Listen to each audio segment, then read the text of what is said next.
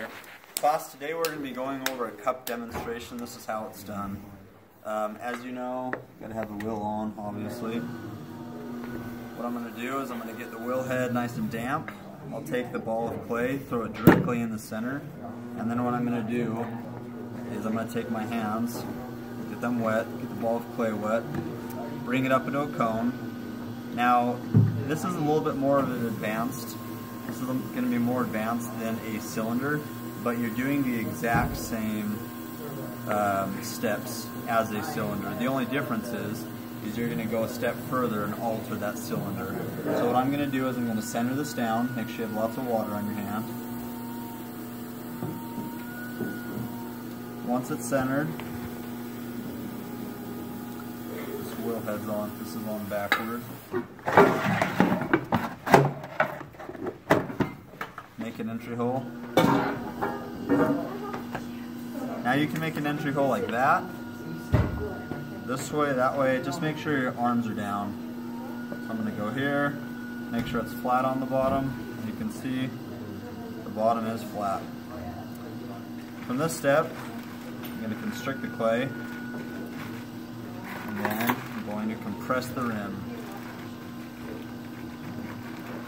Anytime I constrict the clay or I make a pull, I always compress the rim. So I'm going to start to pull. Come up, compress the rim at the top. Scrape off this clay at the bottom so I know I'm in control.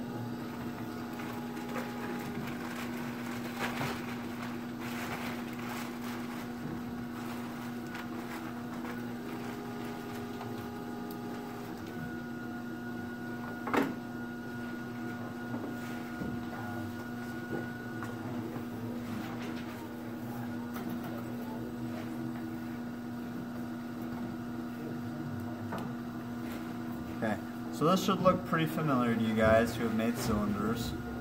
This is just a basic cylinder. Looks like I got a little air pocket right there. Pop it just like a zit. But seriously, so so once I have the cylinder, I'm gonna make the shape. Now this shape I'm gonna make concave. Concave is this shape right here. Convex is round. So it looks like it's caving in. So what I'm going to do, after I grab my tool that I dropped, I'm going to take the outside, get it nice and wet. Then I'm going to take my hands and I'm going to choke the center of it. Come up. You can see how it looks kind of concave now. Now what I'm going to do is I'm going to take my metal rib, take my hand on the outside, metal rib on the inside. I'm just gonna, my hand on the inside is not really pushing, it's mostly there for support. I do push a little bit against the metal rib so I can get the shape. That is a basic concave cup shape.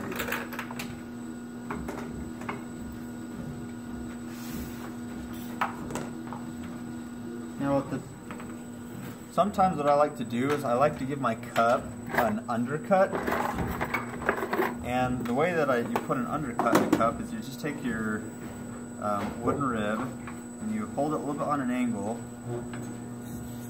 just like this. Let me get closer. So just like this, and I push up against it, and that gives it a nice little lift.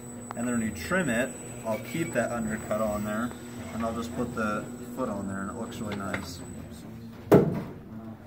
Once I'm completely done, what I like to do, and you can record this, I just take a little piece of plastic, get some clay, and go over the top of it. Now what happens with the top, if you go over it with a metal rib, it'll be really nice and smooth.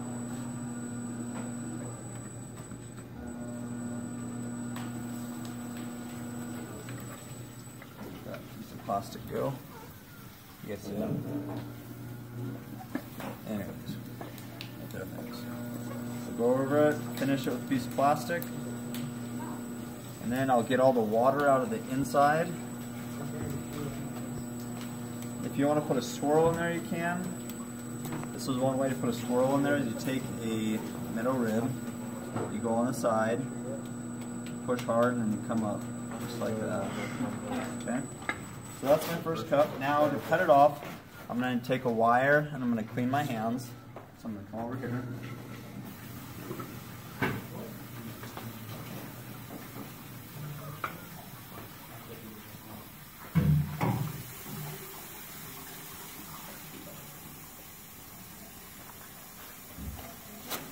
Get my hands as dry as I can.